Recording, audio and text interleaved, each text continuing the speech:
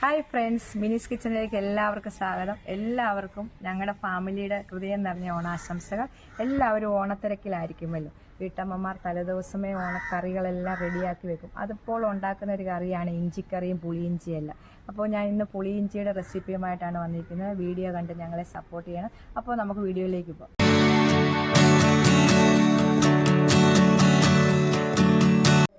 നമ്മൾ ഇന്ന് പുളിയിഞ്ചിയാണ് ഉണ്ടാക്കുന്നത്. എപ്പോഴും നമ്മൾ ഇഞ്ചിക്കറിയാണല്ലോ ഉണ്ടാക്കുന്നത്. ഇന്ന് ഞാൻ പുളിയിഞ്ചിയാണ് ഉണ്ടാക്കുന്നത്. അതിന് വേണ്ടി 250 ഗ്രാം ഇഞ്ചി നല്ലോണം കഴുകി നല്ല ഫ്രഷ് ആക്കി വെച്ചിട്ടുണ്ട്. നമുക്കിത് ചെറുതായിട്ട് കുരുകുരാന്ന് അരിഞ്ഞെടുക്കണം.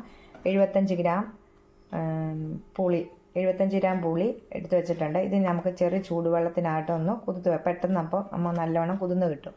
3 കപ്പ് 75 ഗ്രാം പുളി 3 കപ്പ് വെള്ളത്തിനകത്ത് നമുക്കൊന്ന് കുതുക്കാൻ വെക്കാം. ചെറു ചൂടുവെള്ളത്തിനകത്ത് ഇഞ്ചിയും ചെറുതായിട്ട് നമുക്കൊന്ന് അരിയാം. പുളിക്കകത്തോട്ട് ചൂടുവെള്ളം ഒഴിക്കാം. ചൂടുവെള്ളം ഒഴിച്ച് നമുക്കൊന്ന് സ്വല്പ നേരം വെക്കുമ്പോൾ അത് കുതിർന്ന് കിട്ടും. നമുക്ക് 3 കപ്പ് വെള്ളം ഒഴിക്കണം. 3 കപ്പ് വെള്ളം ഒഴിച്ച് നല്ലോണം ഒന്ന് കുതുക്കാൻ വെക്കാം. ചൂടുവെള്ളം ഒഴിക്കുവാണെങ്കിൽ പെട്ടെന്ന് കുതിർന്ന് കിട്ടും. നമുക്ക് മാറ്റി വെക്കാം. നമ്മൾ ഇഞ്ചിയെല്ലാം അരിഞ്ഞുകൊണ്ട് വന്നിട്ടുണ്ട്. ചെറുതായിട്ട് നൈസായിട്ട് പൊടിയായിട്ട് അരിഞ്ഞ് എടുത്തുകൊണ്ട് വന്നിട്ടുണ്ട്. ഇനി നമുക്കിതൊന്ന് ഫ്രൈ ചെയ്തെടുക്കാം. ഇഞ്ചി ഒന്ന് വറുത്തെടുക്കാൻ വേണ്ടി ഒരു ചീനിച്ചട്ടി അടുപ്പ് വെച്ചിട്ടുണ്ട്. ഇതിലേക്ക് നമുക്ക് വെളിച്ചെണ്ണ ഒഴിക്കാം. വെളിച്ചെണ്ണയിൽ ഇത് ചെയ്യുന്നതാണ് ഏറ്റവും നല്ലത്. കുറച്ച് വെളിച്ചെണ്ണ ഒഴിക്കാം. എണ്ണ ചൂടായിട്ടുണ്ടായിരുന്നു. അന്നേരം കുറച്ച് ഇഞ്ചി ഇതിനകത്തേക്ക് ഇട്ടു. എണ്ണ ചൂടായപ്പോൾ കുറച്ച് ഇഞ്ചി ഇട്ടു. നമുക്ക് കുറേശ്ശെ വറുത്തെടുക്കാം. മൊത്തത്തോടെ നമുക്ക് വറുത്തെടുക്കാൻ പാടാണ്. അതുകൊണ്ട് കുറേശ്ശെ വറുത്തെടുക്കാം. 2 പ്രാവശ്യമായിട്ട് ഇടാം. 250 ഗ്രാം ഇഞ്ചി. ഇതിലേക്ക് ഇച്ചിരി കരിയാപ്പിലയും കൂടി ഇടാം.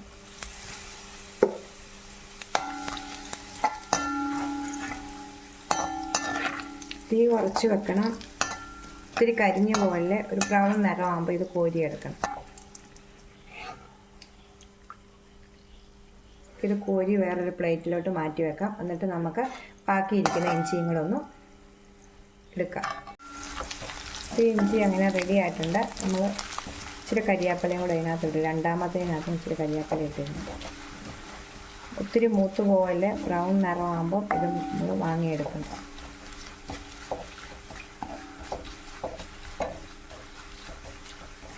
നമുക്കിത് കോരി മാറ്റാം. നമ്മൾ 75 ഗ്രാം പുളി പിഴിഞ്ഞെടുത്ത് വെച്ചിട്ടുണ്ട്. നല്ലോണം ഞെരടി പിഴിഞ്ഞെടുത്ത് വെച്ചിട്ടുണ്ട്.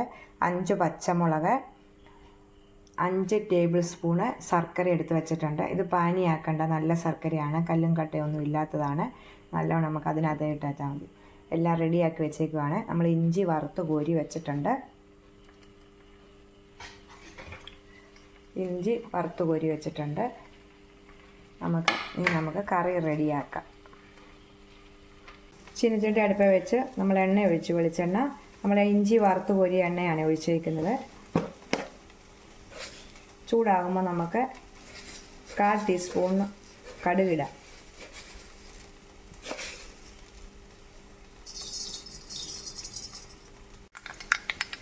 കടുക് പൊട്ടുമ്പോൾ അതിലേക്ക് ഇച്ചിരി കരിയാപ്പില ഇടാം.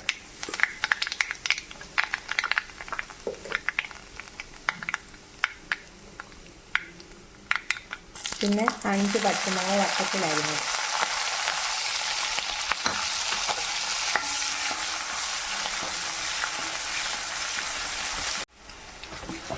ഈ സമയം കൊണ്ട് നമ്മുടെ ഇഞ്ചി ഒന്ന് മിക്സിയുടെ ജാറിലിട്ടൊന്ന് ക്രഷ് ചെയ്തുകൊണ്ട് വരണം. ഈ പൊടി ഒത്തിരി പൊടിക്കല്ലേ, ചെറുതായിട്ടൊന്ന് പൊടിച്ചുകൊണ്ട് വരണം നമുക്ക് ഈ സമയം. പച്ചമുളക് മൂത്ത് വന്നിട്ടുണ്ട്. അതിലേക്ക് മൂത്ത് കഴിഞ്ഞ ശേഷം നമുക്ക് ഈ പുളിവെള്ളത്തിനകത്ത് ഒരു ശകലം വെള്ളം, ഒരു 1/4 കപ്പ് ഇതിലേക്ക് ഒഴിക്കാം. ആദ്യം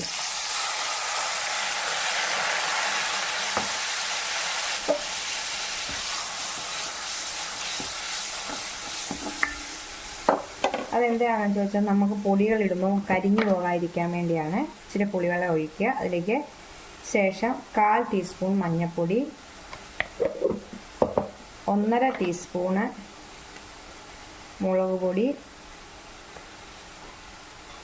1/2 ടീസ്പൂൺ മുളക്, 1/4 ടീസ്പൂൺ ഉലുവ വറുത്ത് പൊടിച്ചതാണ്, 1/4 ടീസ്പൂണ് കായപ്പൊടി. വെള്ളം ഒഴിച്ചപ്പോൾ നമുക്ക് നല്ലോണം ഇത് കിട്ടും, അല്ലെങ്കിൽ കരിഞ്ഞു പോകും.